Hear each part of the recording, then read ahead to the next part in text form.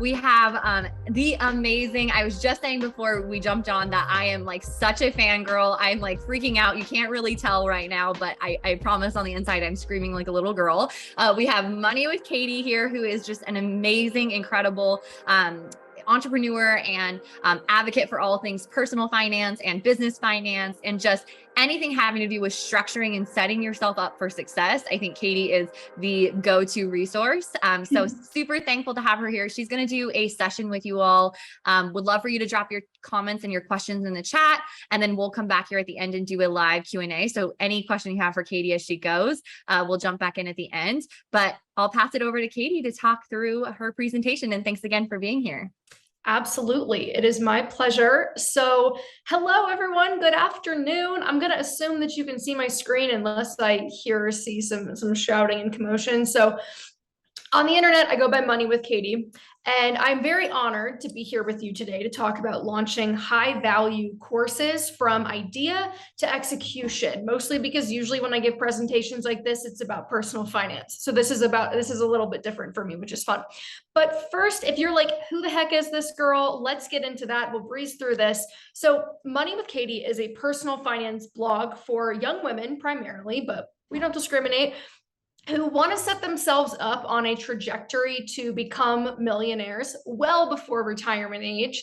And my goal is to create really interesting personal finance content. Sometimes that's an oxymoron for people, but I'm a content creator first and a salesperson second. So it's important to me that I lead with a ton of free value that anyone could learn a ton without ever giving me $1, and reserve paid offerings for only the most niche work. So that's kind of the lens from which I am approaching this. Now, let's just take a quick look at the business by the numbers for context. So this is Money with Katie today, but in January, my brand was acquired by Morning Brew. And ever since the Morning Brew acquisition, I have grown quite a bit.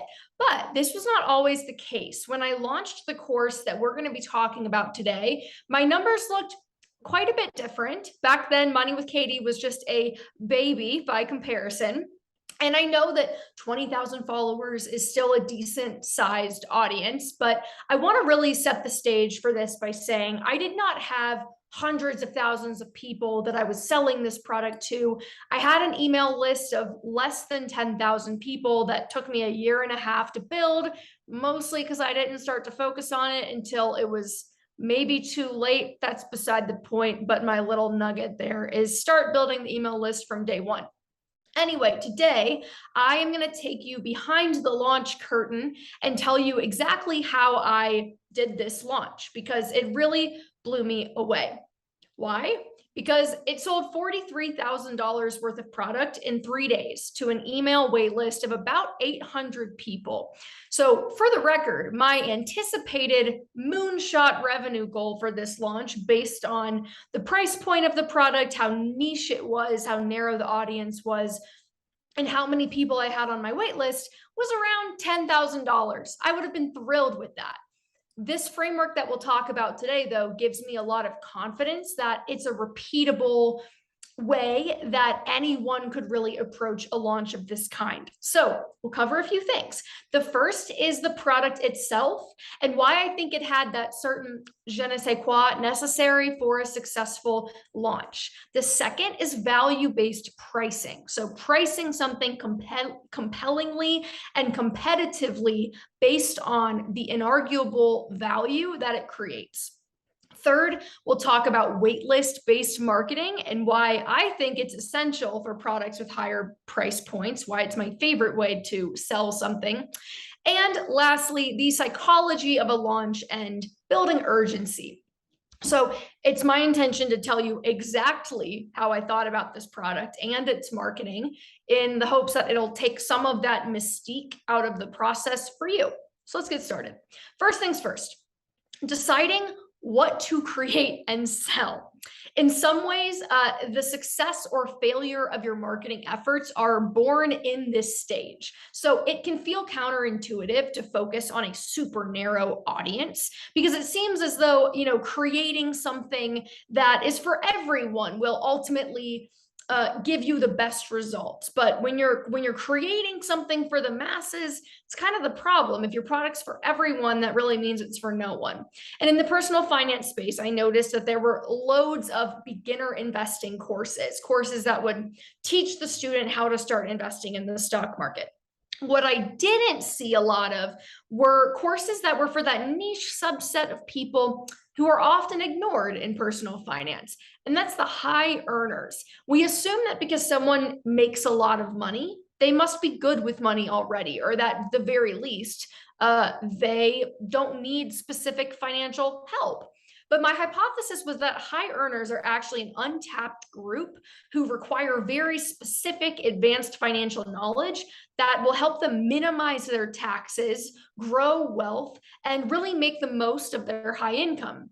And that type of information is very hard to find and learn quickly. So I surmised that the high earners I knew were probably pretty busy doing whatever it is that they do to earn a lot of money, and that they probably didn't have the time to invest in like reading all the books and listening to all the podcasts and scouring CFP study book material that they needed to achieve the type of deep strategic understanding needed to build wealth efficiently over time.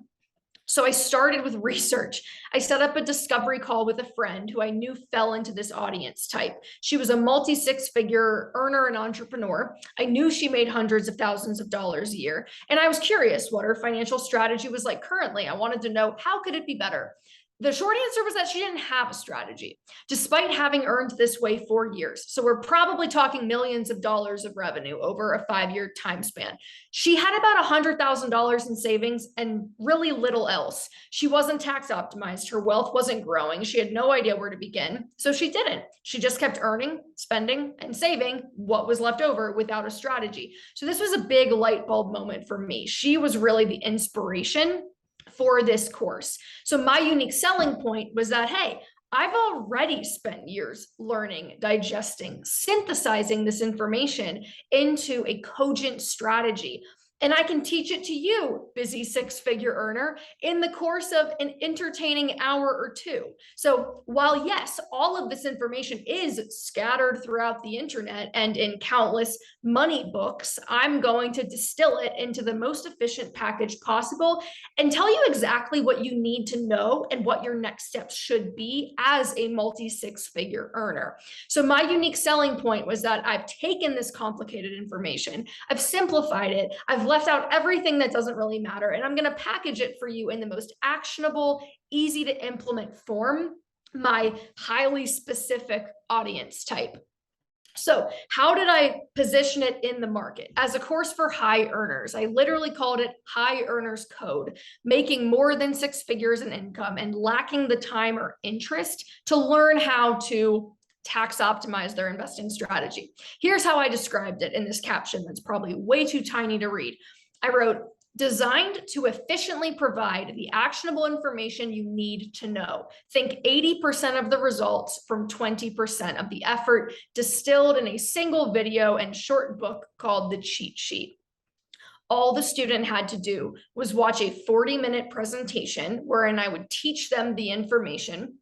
And then they'd have to go through a few modules to really just ensure understanding and address a few nuances.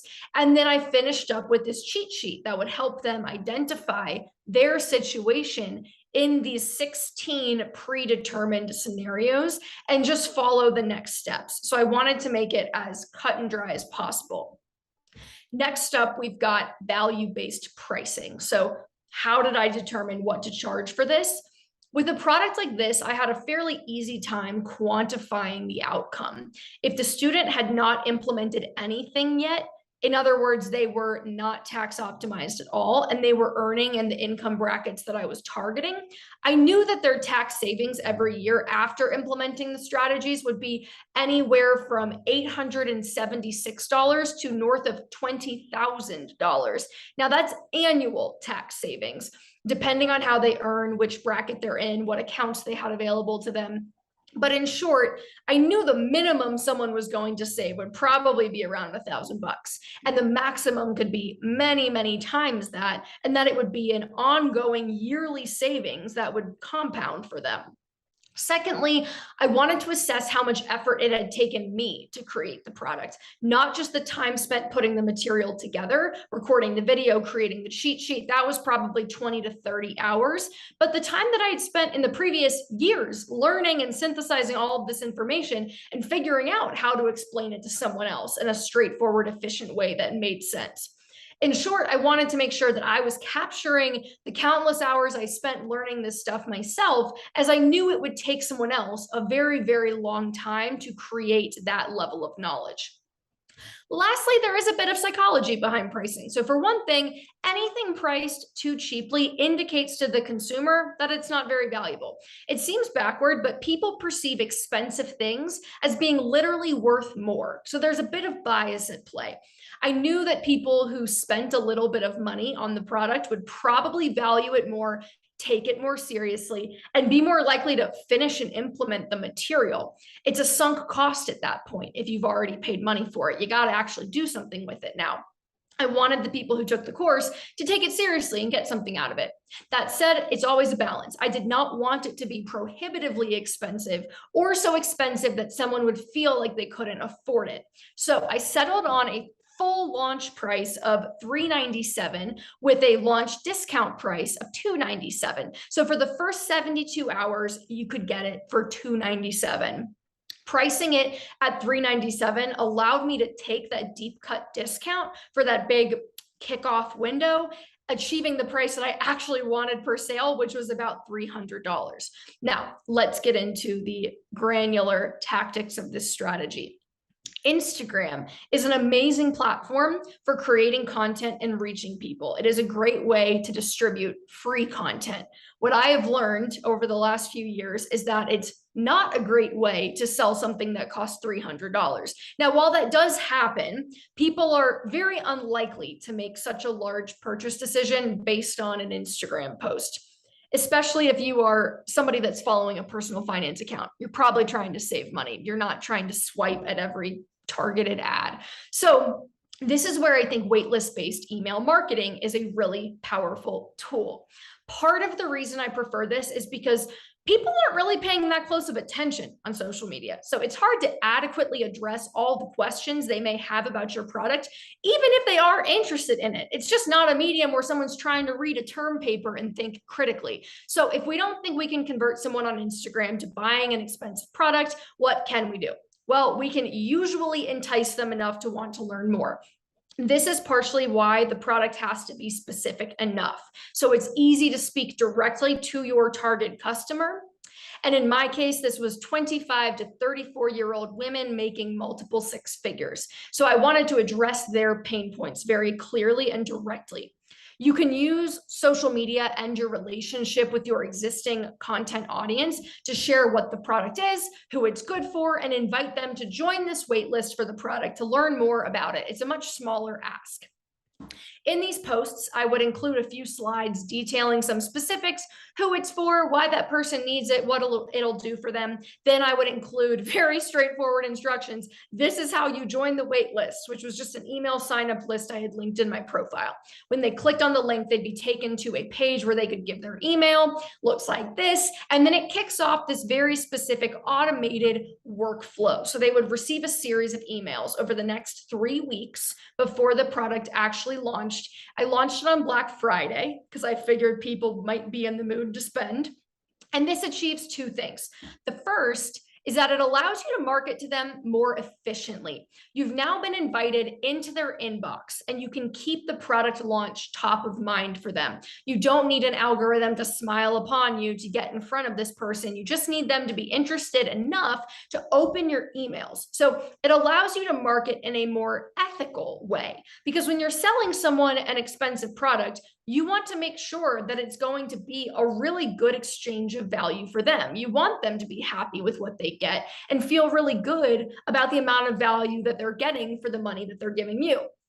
Email marketing allows you to tell a story in your emails and set expectations clearly so you don't end up with a bunch of unsatisfied customers who thought they were getting one thing and then they got another. Of course, there will always be some refunds, some people who were not happy with it for one reason or the other. That's hard to swallow, but it will happen.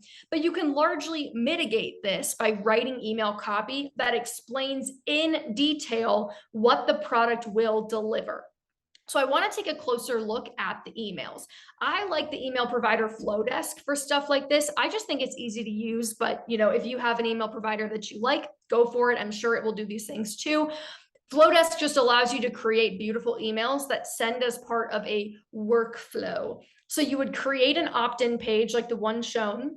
And then once an email address is submitted, you have a workflow that then sets off a series of triggers. So they'll get a confirmation email first, then you can set it up to send another email every few days, and it completely automates that marketing process. So this is how I like to market to people who sign up intermittently, because it ensures that nobody misses anything and everyone receives the same messages in the same order at the same cadence.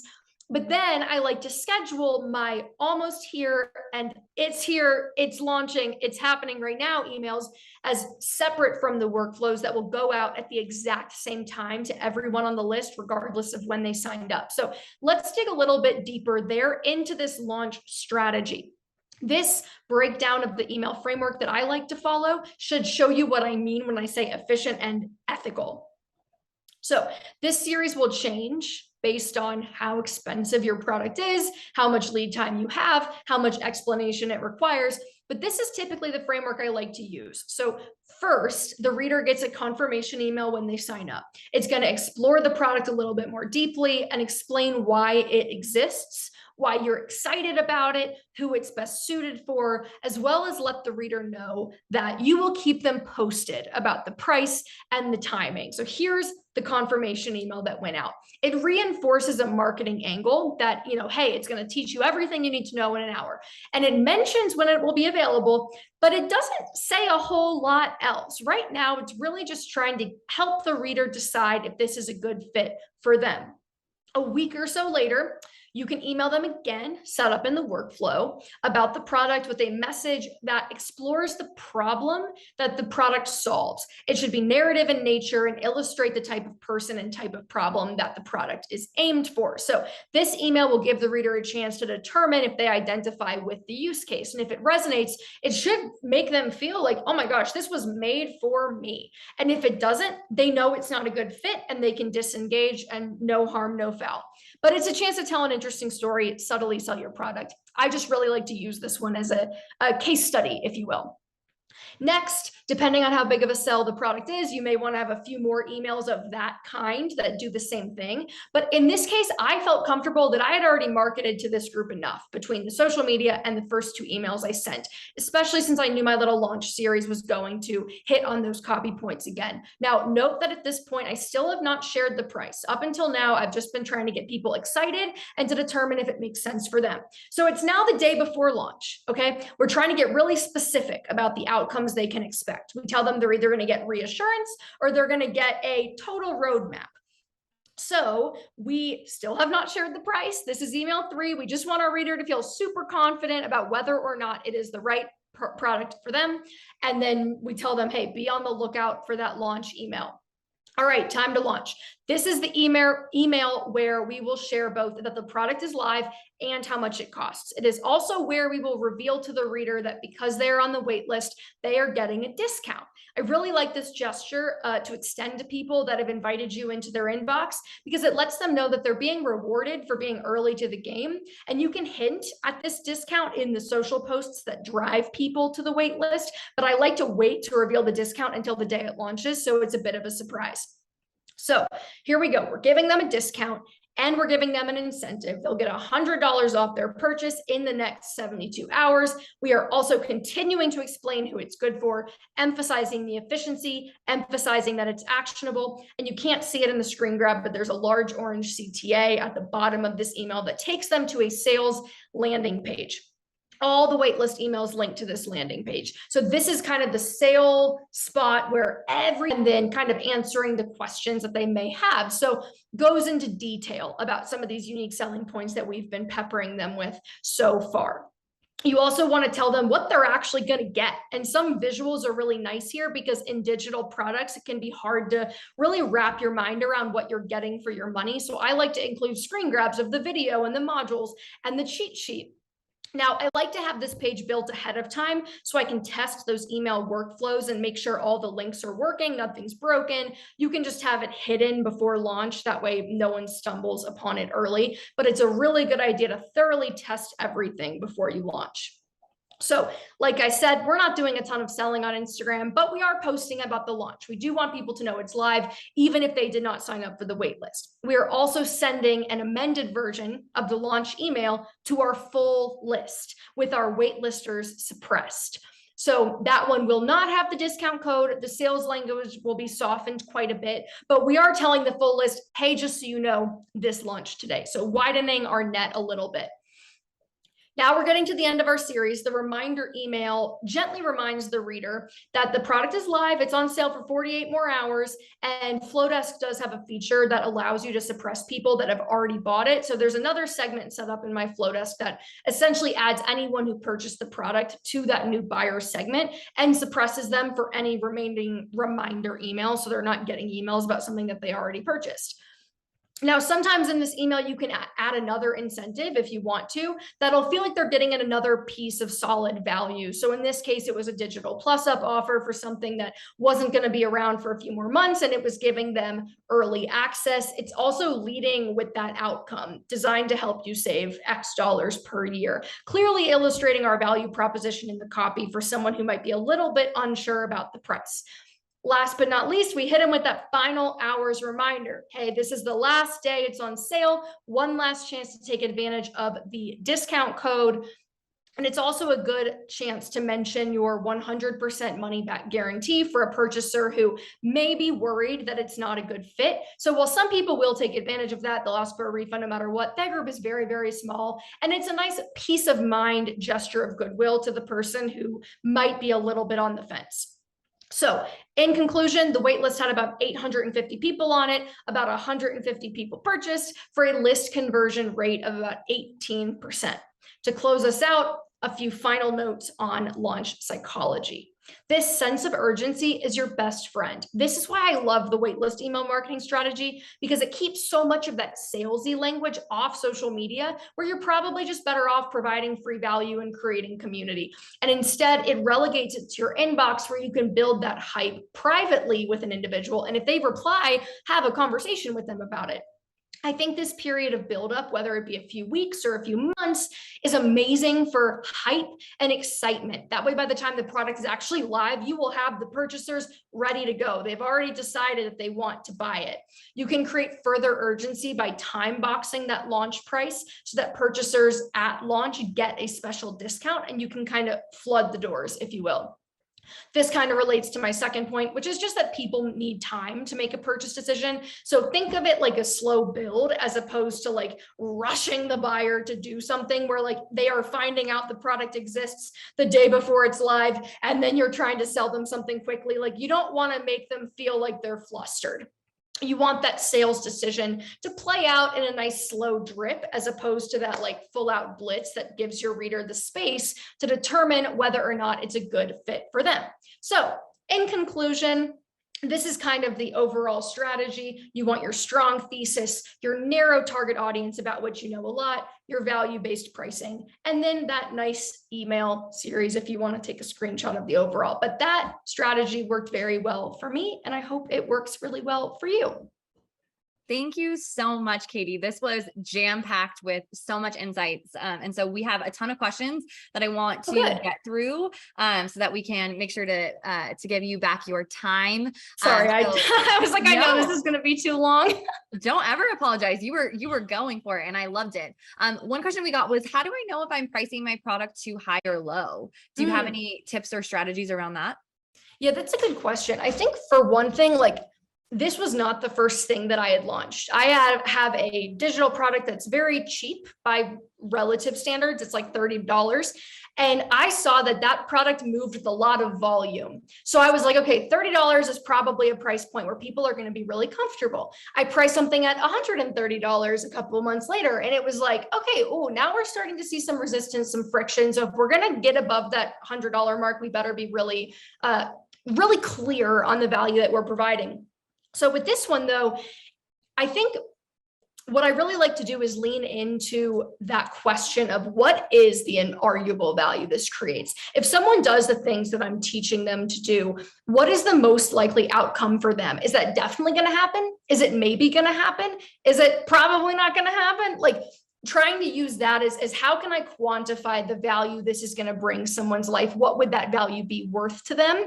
And then marrying that assessment with what do I feasibly think my audience can and wants to afford based on what I know about their purchase decisions in the past. Yeah, I think it's great advice. And I think the key thing you hit here too is like, it's not always going to be as cut and dry for people who maybe aren't like your value is like literally. It was very obvious. Yeah. To people earning more money. Right. And so I think for others who maybe are launching courses or are coaching or teaching something very specific that doesn't have a financial number attached to it, like thinking about time as a currency, thinking about a benefit that you're providing that's going to unlock something in someone's life. Like there are other ways to equate value, but I love the philosophy around making sure that the value you're giving out of it, you're also getting from it. Yeah, that's a beautiful way to describe it. Yeah, time is a big one. That is a really big one. Totally. Do you have people on your wait list emailing you prior to the price reveal asking about the price? If so, how do you respond to that? Sometimes, yeah. And I think if someone's going to individually reach out to me, they're that interested and they really want to know the price. To me, that tells me that they are trying to determine whether or not they can afford it. And at that point, on an individual basis, I will tell them, this is what it's going to be priced at. The first 72 hours, it's going to be this price. Let me know if that works for you. And sometimes people will tell me, hey, I have these special circumstances. I'm in school. I don't have income right now. Or, there will be if there's an extenuating circumstance, I am usually pretty liberal about working with someone to make sure that they can access the information if they seem really genuine about wanting it and they're taking the time to have that conversation. But yes, if someone reaches out one-on-one, my general philosophy is like, yeah, I'll tell them. Yeah, you're kind of hitting a bunch of questions we had at once with that answer, which is one person was asking, like, was your first product the $267 price point, which you already said, no, you did a $30 product first. So how do you still offer that product? Like, how do all these products like kind of help one another, or do they create a customer journey? How do you think about that? Great question. I am not enough of a good business person to have that like customer value ladder locked in. It has all been very happenstance. And now in retrospect, I can be like, oh, they do kind of build on each other, but I did not have the foresight for that. The first product is a planning tool that is a digital download that you can use. It's called a wealth planner.